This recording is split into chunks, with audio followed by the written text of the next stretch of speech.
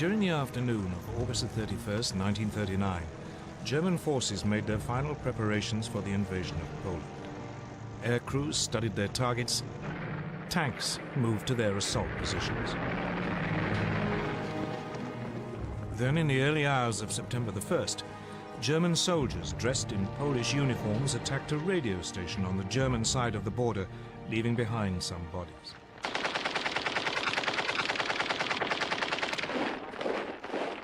This was the aggression which Hitler later used to justify his attack.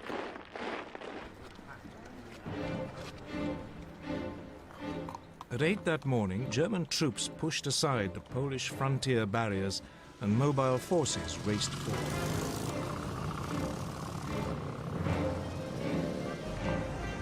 Two days later, on September the 3rd, Britain and France declared war, honoring their promise to stand by Poland. But by then, the Poles were in deep trouble. They were not only outnumbered, but facing a new form of warfare for which they were ill-prepared. Blitzkrieg.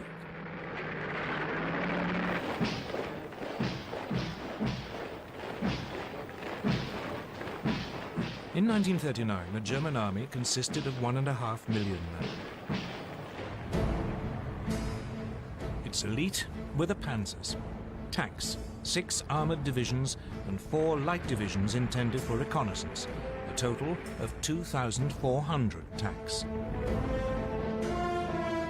These had been designed to break through an enemy's defenses and strike deep, cutting communications and spreading confusion. Enemy strong points would be bypassed, left to the following infantry to mop up.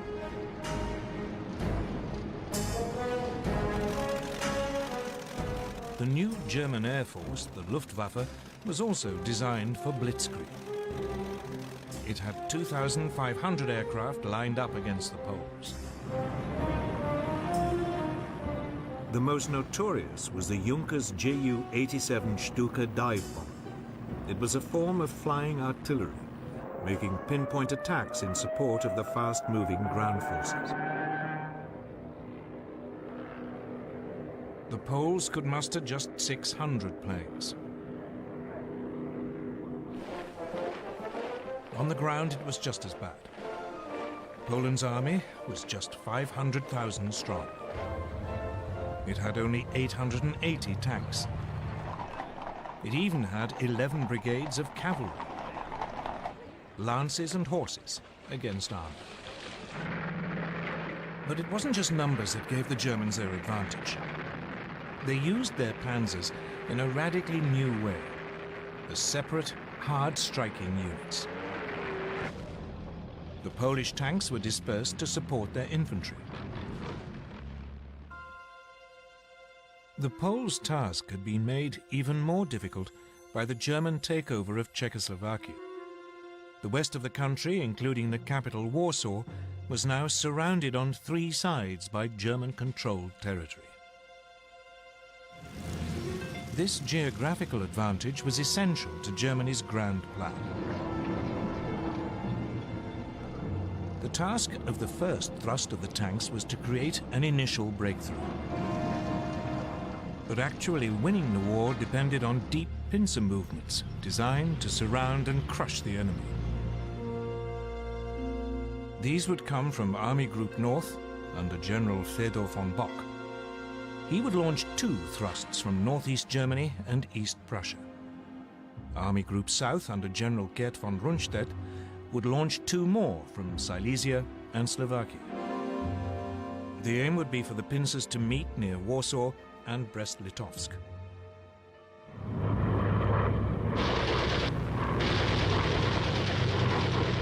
From the start, it went well for the Germans.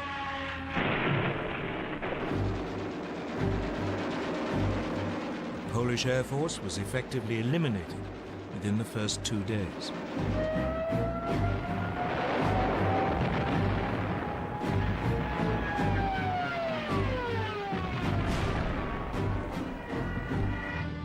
Panzers cut through and struck deep. The Stukas and medium bombers proved devastatingly effective.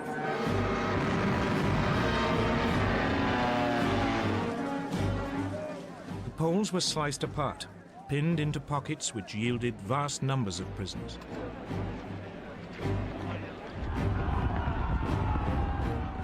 Legend has it that some Polish cavalry units gallantly tried to attack the panzers, but it was futile.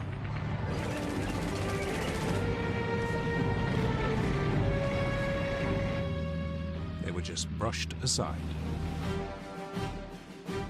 By September the 8th, the inner pincers had met up. German troops were advancing on the outskirts of Warsaw. On September the 17th, the outer pincers met at Brest-Litovsk.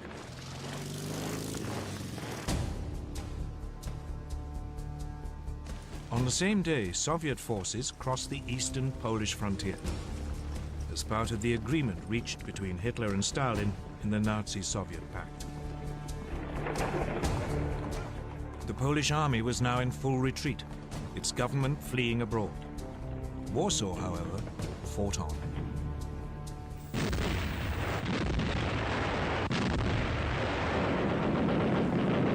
Its defenders rejected a German offer to surrender, so the full fury of the German war machine was turned on it.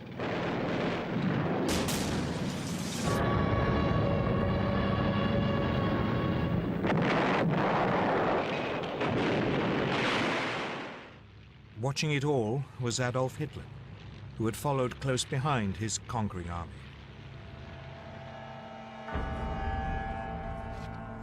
On September the 27th, Warsaw surrendered. The next day, the victors carved Poland up according to the Nazi-Soviet pact. The Soviet Union annexed slightly over half the country to the east. Germany took the rest. Both regimes began rounding up anyone who might present a danger in future. Many were murdered. And for the first time, the Germans revealed how they would behave against those peoples in Eastern Europe whom they considered inferior. They sent in the Einsatzgruppen, special SS squads, to round up Jews.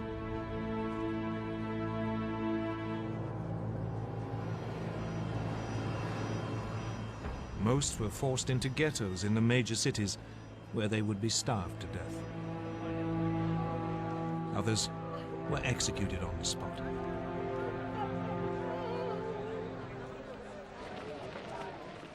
This was not, however, the end of the Polish army. More than 50,000 troops escaped and eventually reached France. There, a provisional government had been formed by General Władysław Sikorski. The Poles would fight on bravely from abroad.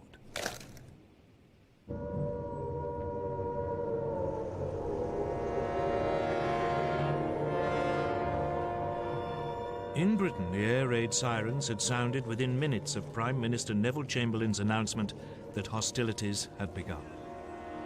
In fact, despite their politicians' guarantees of Polish sovereignty, Britain and France had done very little to help Poland. As Hitler had gambled, they had no idea what to do once they had actually declared war. Both countries had begun mobilization. Air raid precautions were speeded up. Anti-aircraft guns were placed in major cities. Shelters were erected. Soon, children were being evacuated. Everyone had to carry gas masks, and a blackout was introduced. The British Army began to deploy its 100,000-strong expeditionary force to northern France. French troops did advance a little way inside the German border, but they refused to move beyond the protective cover of artillery range. The initiative was still firmly in Hitler's hands. And he at least knew precisely what he was going to do next.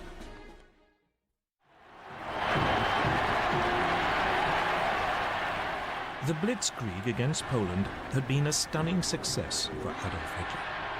He had subdued an entire country in less than 4 weeks, and he was hungry for more. So he ordered his generals to plan to attack the British and French in November 1939, less than 2 months after the fall of Poland. His general staff was appalled. The bulk of the German army was still out east and had to be moved west. And there had been some serious losses in the Polish campaign. Lessons had to be learned. Polish anti-tank guns had destroyed a division's worth of the lightly armored panzers. A quarter of the aircraft used had been lost. The panzers were too light and unreliable, and they had frequently outrun both their supply columns and the marching infantry. Reluctantly, after furious arguments, Hitler agreed to wait until the following spring.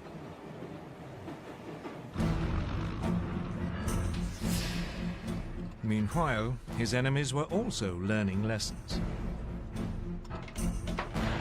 Britain had thought that bombers would be a key weapon in the coming conflict.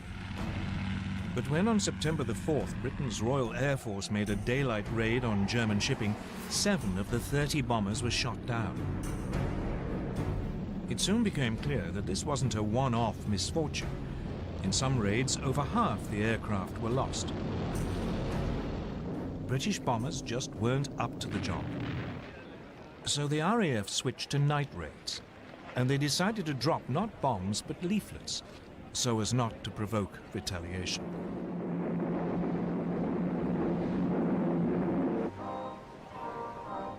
So, with the Blitzkrieg stalled and the air war quiet, the focus now went to the one remaining arena, the sea. Germany's navy was still in the middle of an ambitious building program that wasn't due to finish until 1948. The commander of its submarine arm, Admiral Karl Dönitz, planned to cut Britain's supply routes across the Atlantic. For this, he wanted 300 ocean-going submarines, but he had just 38. Nevertheless, Dönitz ensured that all available U-boats were at sea on September the 3rd, the first day of the war against Britain. That evening, believing it to be an armed merchant cruiser, U-30 sank the liner Athenia without any warning.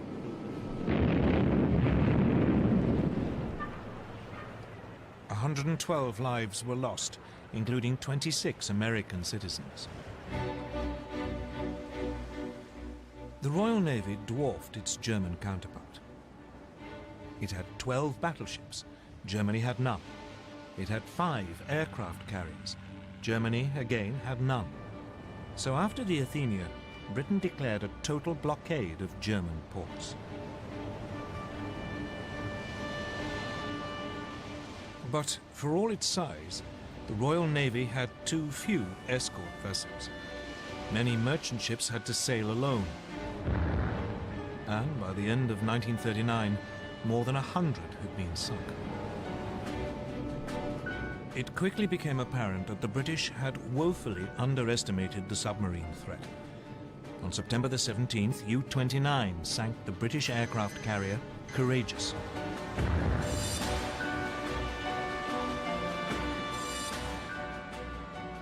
On October the 14th, the battleship Royal Oak was sunk when U-47 slipped through the defenses of the British main fleet base at Scapa Flow in the Orkneys.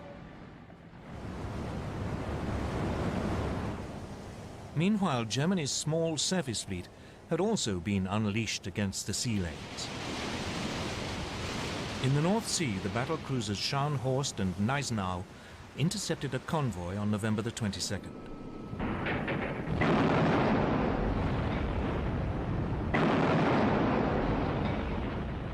They sank its escort, the armed merchant cruiser Rawalpindi. But it was the pocket battleship Graf Spee which caused the greatest problems. Designed specifically for commerce raiding, Its 11-inch guns could overwhelm any ship fast enough to overtake it, and it had the speed to escape from any battleship. The Graf Spee had slipped away from Germany before hostilities began. Soon it was cutting loose in the South Atlantic and Indian Oceans. Finally, 3 British cruisers, Exeter, Ajax and Achilles, intercepted it off the River Plate on the east coast of South America. The British ships damaged the pocket battleship so badly that it had to take refuge in the neutral Uruguayan port of Montevideo. The Germans were then fooled into thinking that a more powerful British force had arrived. When the Graf Spee was commanded to leave port, her captain scuttled her rather than risk annihilation.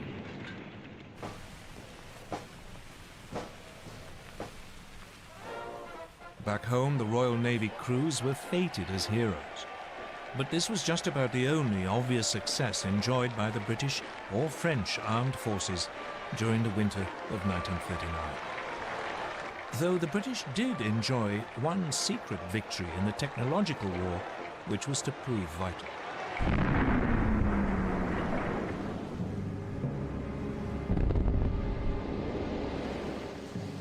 As soon as the war began, Britain began to lose large numbers of ships to German mines. What was so mysterious was that the ships didn't seem to have actually struck them.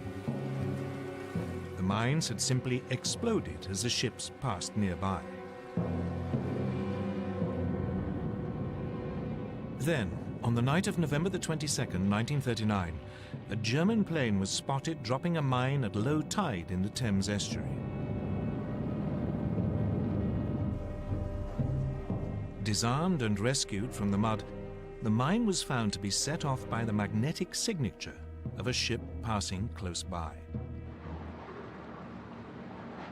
The solution was to reduce a ship's magnetic signature by hanging a copper cable round the hull and then passing an electric current through it, a process called degaussing.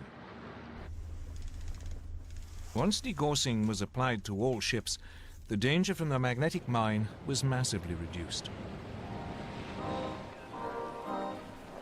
But otherwise, as 1940 began, the war was quiet.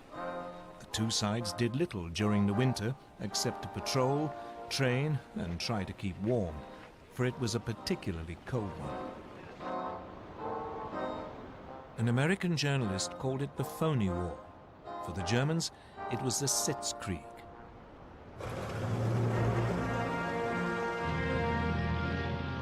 In the spring, the British Expeditionary Force took up its position towards the left of the front on the Belgian border.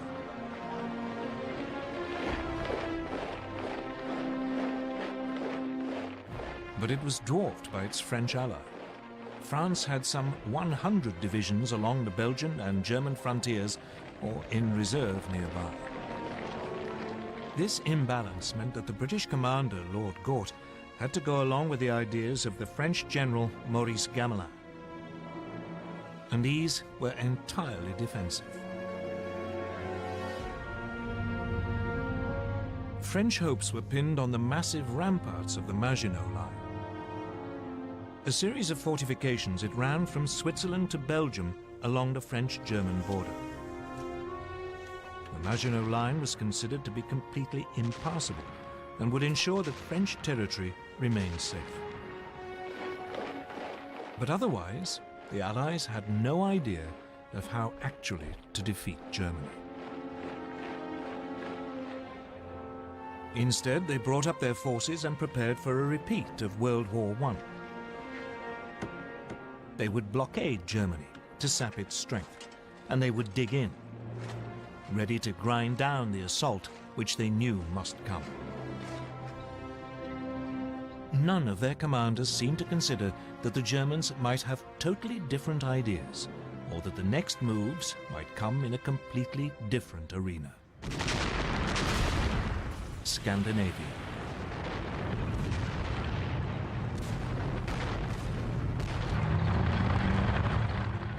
On November the 30th, 1939, a new theater of war was opened up. The Soviet Union invaded its tiny neighbor, Finland. Finland had only achieved independence from the Russians in 1918 and hated them. Soviet dictator Joseph Stalin was convinced that one day the Finns might allow the Germans in to attack Leningrad and the vital Arctic port of Murmansk. The Red Army outnumbered its Finnish opponents by more than 10 to 1. The invasion should have been a walkover. But its leadership had been devastated by Stalin's terrible purges. The Finns were led by General Gustav Mannerheim. He fought back using hit-and-run tactics amid the deep snow, often on skis. The Soviet troops, confused and poorly led, suffered massive losses. Finland's gallant resistance caught the imagination of the British and French. Soon they were planning to send help via Norway and Sweden. The fact that this might suck two neutral countries into the war was ignored.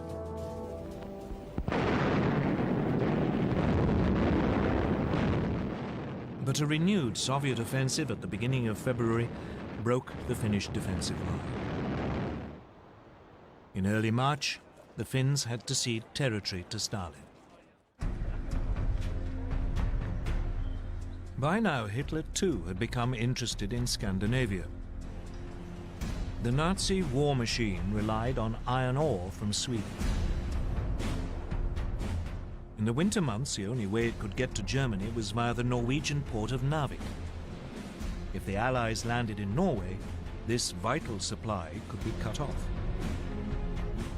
So he ordered plans to be prepared for an invasion of Norway. Denmark, which was in the way, would also have to be seized. The Norway theatre heated up on February the 16th, 1940. The British destroyer Cossack boarded the German supply ship Altmark in a Norwegian fjord to release prisoners.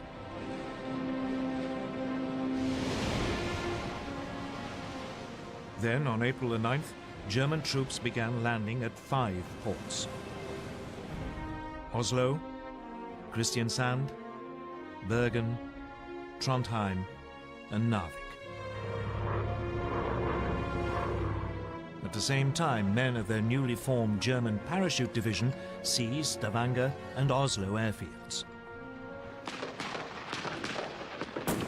The Norwegian defenders were swiftly overwhelmed, as were the Danes. German forces occupied their country within 24 hours. In Norway, the Germans moved swiftly to link up their beachheads and seize all the major towns. In the air, the Luftwaffe had total control. The Allies now responded. A landing force was dispatched to recapture Narvik. French and Norwegian forces achieved this on May the 28th. But a substantial German force was now approaching. So 6 weeks later, the Allies abandoned Norway to its fate.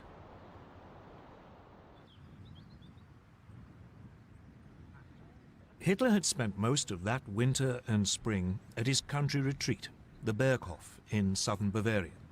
For him, the events in Scandinavia were a sideshow. Instead, he was preparing for his next major blitzkrieg against Britain and France. The first plan his generals brought him had a familiar ring to it. The Germans would advance into Belgium, aiming to swing down towards Paris. It was a repeat of the Schlieffen Plan, which the Germans had used at the start of World War I. The Allies were expecting this, and their main strategic discussion was how to prepare for it. When the Germans attacked, the Allies planned that their forces west of the Maginot Line would swing forward into Belgium to hold them on the shorter and more defensible line of the rivers Dyle and Meuse.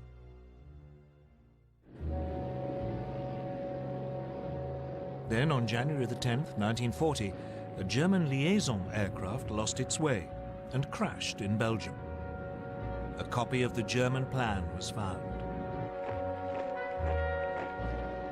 This convinced the Allies that their Dyle plan must be right, and they deployed their troops accordingly.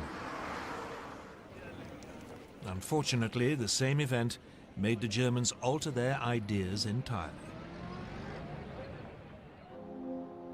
Chief Planner General Erich von Manstein had always thought the original plan unimaginative. He was worried that the German forces would become bogged down, as in World War I, and that his country would lose a long, drawn-out war. So he proposed to Hitler that the main thrust should be made at the point where the Maginot Line ended, and where the Allies were most vulnerable as their Western armies moved forward. Virtually all Germany's panzers would be gathered opposite the Ardennes in southeast Belgium. The Allies considered this hilly and wooded area almost impassable for tanks. It was, therefore, lightly defended. The plan was to drive deep behind the Allied armies, which would have advanced into Belgium. They could then cut them off, and all the forces sitting in the Maginot Line would be bypassed. It was a high-risk strategy. The German armor could become stuck in the forest, but Hitler loved it. So the German forces were redeployed without the Allies knowing. The Allies, meanwhile, prepared for their long defensive war. In addition to the formidable barrier of the Maginot Line, they had a slight advantage both in manpower, some 110 divisions available against 95 German, and in armor, about 3,000 vehicles against 2,700. The French also had the better tanks. Their 32-ton Char-Bay had both 75 and 47mm guns. Its disadvantage was that the main gun was mounted in the hull, and so was difficult to aim. The other gun was in a one-man turret, from which the commander had to control the tank as well as man the gun. In contrast, the newest German design, the 17-ton Panzer Mark IV, had a 75mm gun in a spacious three-man turret, so its crew could work as a team, though only about 100 were available. The other main French tanks also had guns which matched those of their German counterparts, but again the French had the one-man turret. The one area where the Germans had a clear advantage was in the air. The Luftwaffe had 2,000 bombers, the Allies just 800. The Luftwaffe had 4,000 fighters, including the ultra-modern Messerschmitt Bf 109. They faced just 2,500, mainly older aircraft. The Royal Air Force did have about 800 excellent Spitfire and Hurricane fighters, but it was keen to keep them for home defense. But the main difference between the two armies was in philosophy. Everything the Germans did was focused on the possibilities of blitzkrieg. All their armor was grouped in 10 independent panzer divisions. But the French were preparing for a repeat of the static fighting of World War I. They saw tanks as infantry support and distributed them piecemeal instead of concentrating them. They had noticed the success of Germany's panzers in Poland, so they were assembling 3 armored divisions. But by the start of hostilities, none was fully operational. 2 totally different ways of military thinking were about to go head-to-head. Blitzkrieg against static warfare. The summer of 1940 would soon show which was correct. On May the 10th, 1940, Winston Churchill became Prime Minister of Britain. He couldn't have picked a worse day. That was the day Hitler chose to launch his blitzkrieg against France and Britain.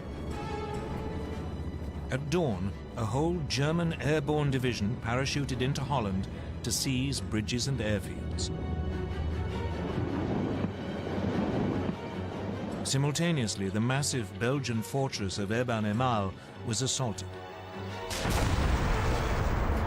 Paratroop engineers were dropped on top by swooping German gliders. They swiftly silenced its guns. Meanwhile, the Luftwaffe attacked Dutch and Belgian air bases. Then the frontier barriers were pushed aside. And Hitler's Army Group B, under General Fedor von Bock, now drove into Holland and Belgium.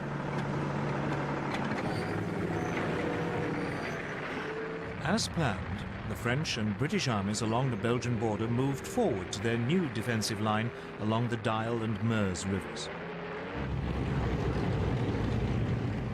But none of the Allied commanders seemed to have noticed that German Army Group A, which had the bulk of the panzers, after brushing aside the Belgian frontier troops, had now begun driving through the hills and woods of the Ardennes to their south.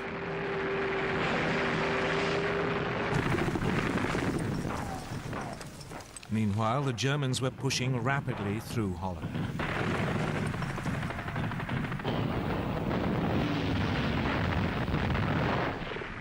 The obsolete Dutch army was no match for the highly tuned German war machine. And it was under continual heavy air attack by the Luftwaffe, which roamed the skies unchallenged. On May the 14th, the Germans demanded the surrender of the port of Rotterdam. A large force of bombers took off as the Dutch hesitated. While they were airborne, the Dutch agreed to surrender the city, but apparently a recall message never reached the bombers.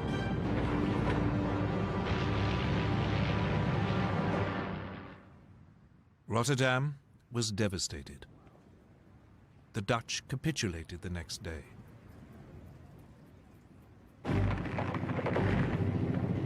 Then came the hammer blow. The thing that British and French planners had thought impossible had happened. German panzers were through the Ardennes and had reached the Meuse by the evening of May the 12th.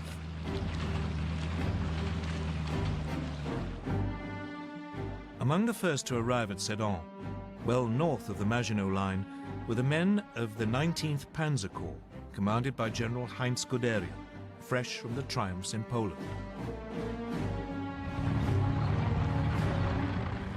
Guderian now showed how blitzkrieg should be done. He ignored the troops in the Maginot Line, and he didn't wait for his own infantry to catch up. He pushed straight on. The next day, assault troops crossed the River Meuse.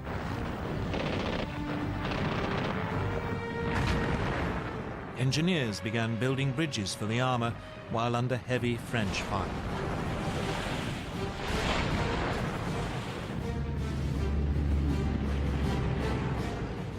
On the 14th, the panzers began crossing. That evening, Guderian's bridgehead was 8 miles deep.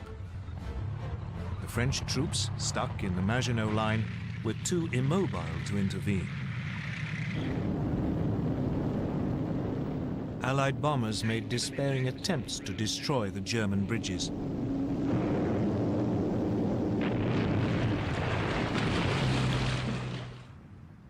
But most were shot down.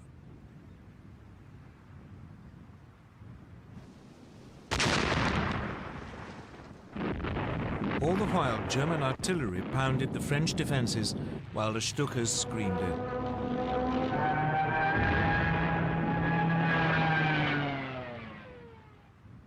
Just 3 days after the attack had been launched, the French defenders around Sedan broke. Guderian's panzers began racing westwards. By nightfall, they had advanced more than 40 miles behind the northern group of Allied armies.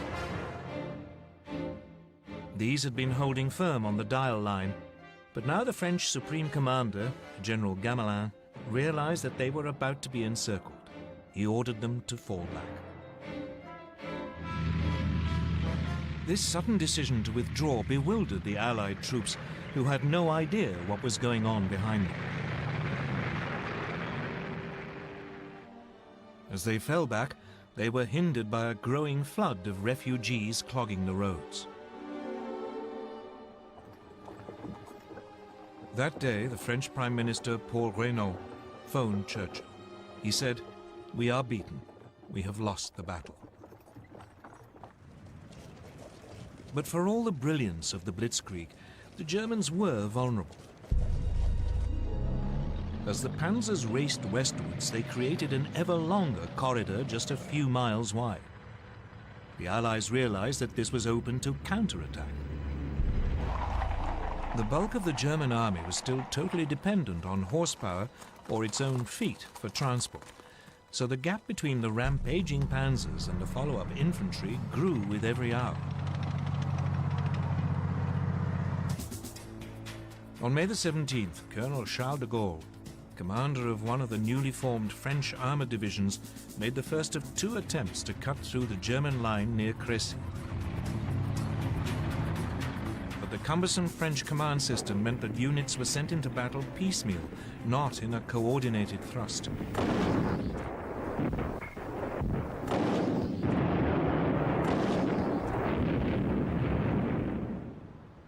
The Germans had little difficulty warding off both attacks, inflicting heavy casualties. It seemed that nothing could now stop Guderian. He plunged on, further and further into France. By the 19th, his lead units were past Péronne.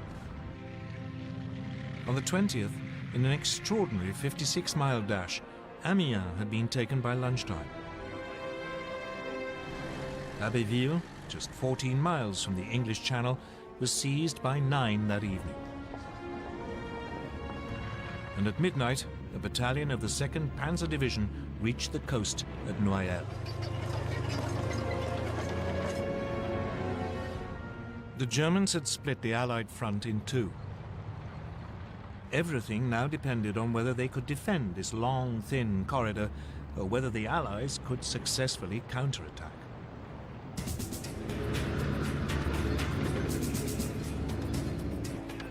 So now the British got ready to break the German lines.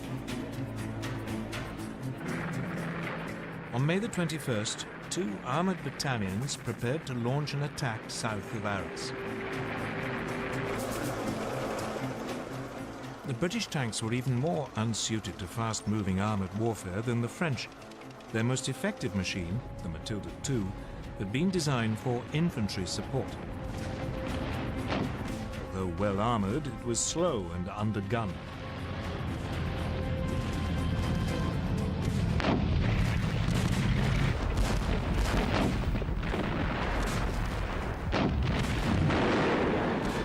The Germans had little trouble in repulsing the attack.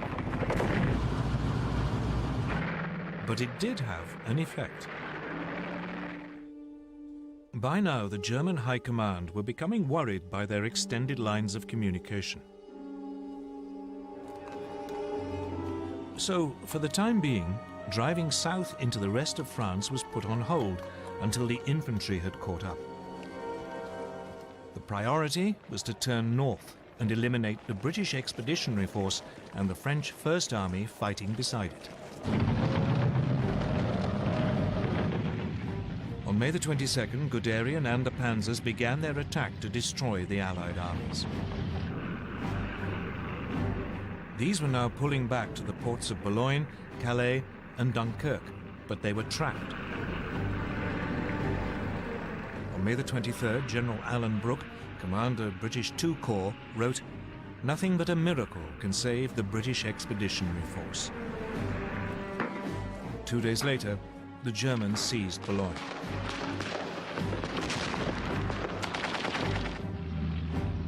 it was beginning to look as if even a miracle would be too late.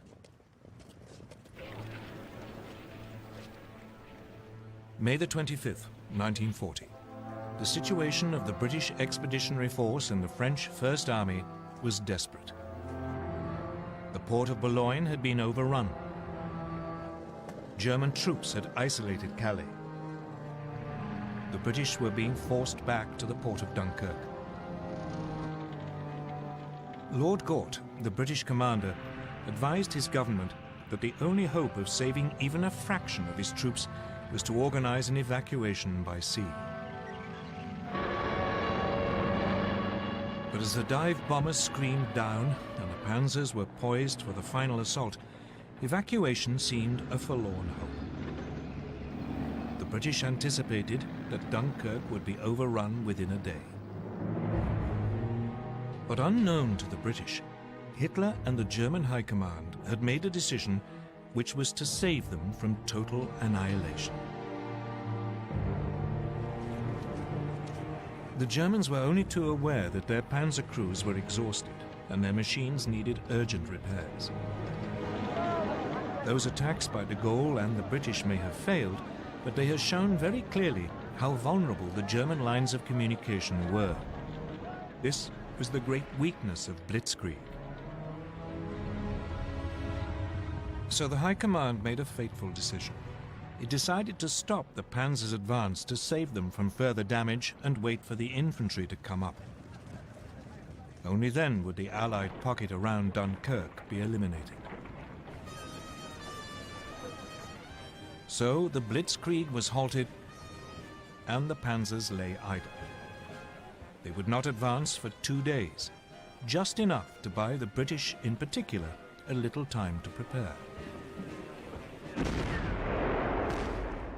As the tanks waited, the only major action was in Calais. There the British and French garrison refused to surrender. Instead, they had to be overrun in 3 days of bloody hand-to-hand fighting. When the panzers got going again 2 days later on May the 26th, the weather had changed.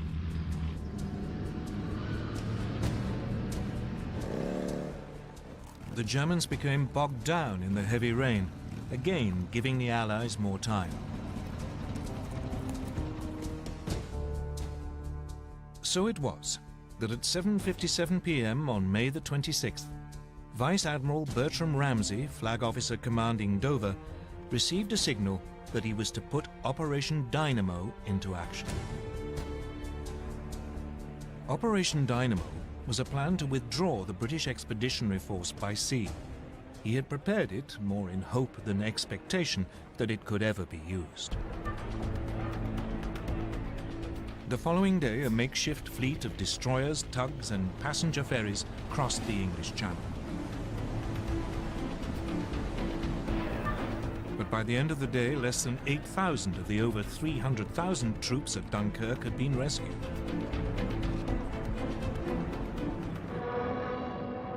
The port was under such heavy air attack that it could not be used.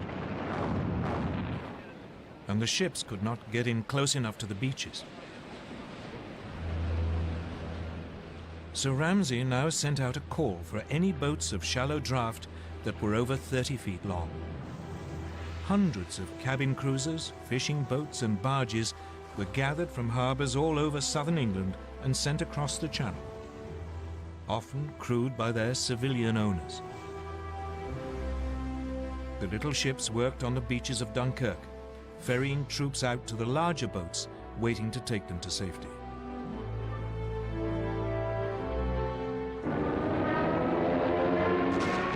All the time they were under constant air attack. The British Air Force threw every fighter it possessed into the battle to drive the Luftwaffe off.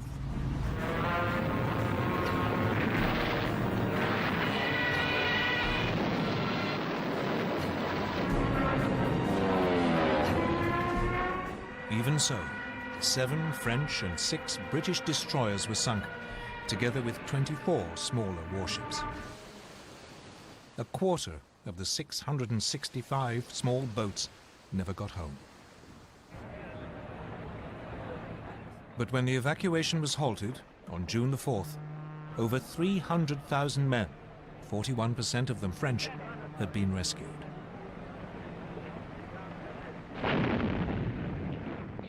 None of this would have been possible without the heroism of the French army.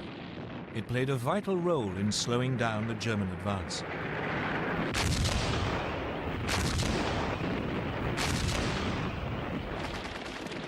The French rearguard didn't leave its positions around Dunkirk until the last boats had pulled away from the beaches.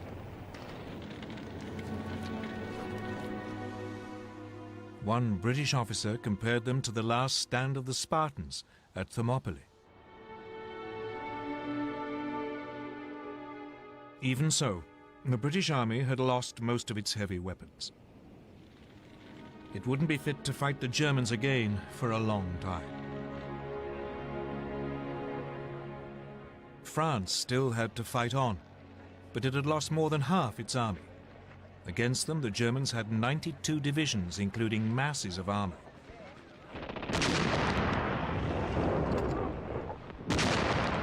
At 4 in the morning of June the 5th, a short bombardment began the final destruction of France.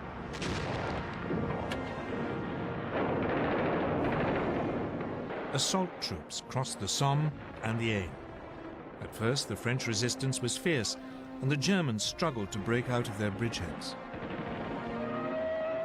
But, once again, the Luftwaffe helped crush the defenses.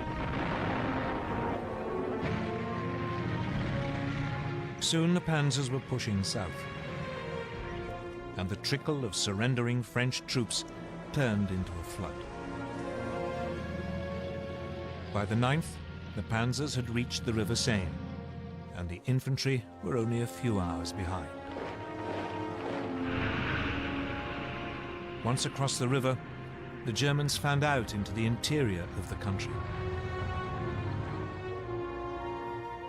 On the 14th, the German army marched into Paris.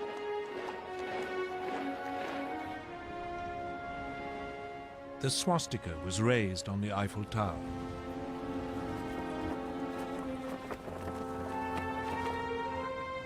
Hitler had secured the prize which had eluded the Kaiser in 1914. The Parisians could only watch in stunned horror.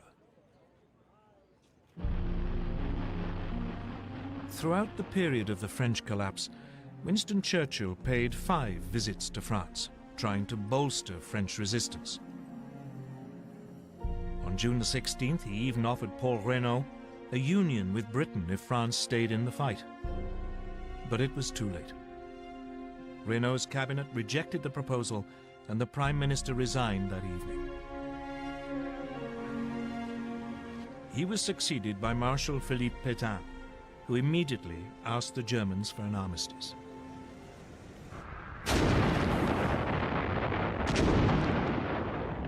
It was only now that the Germans finally began to attack the Maginot Line, which had been left isolated.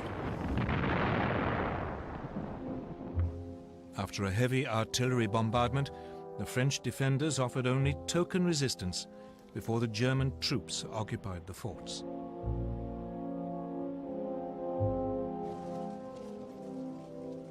On June the 21st, Hitler went to Compiègne, where the railway carriage in which the Germans had signed the armistice in 1918 was kept.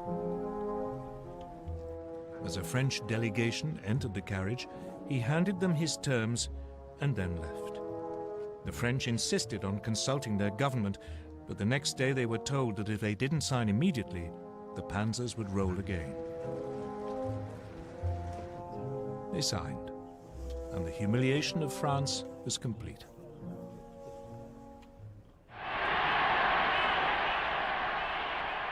For Hitler, his control of Western Europe seemed absolute. He felt sure that Britain must now seek peace, and that soon he could turn to the next stage of his master plan. But even though the Blitzkrieg had achieved so much so fast, it hadn't won him the war.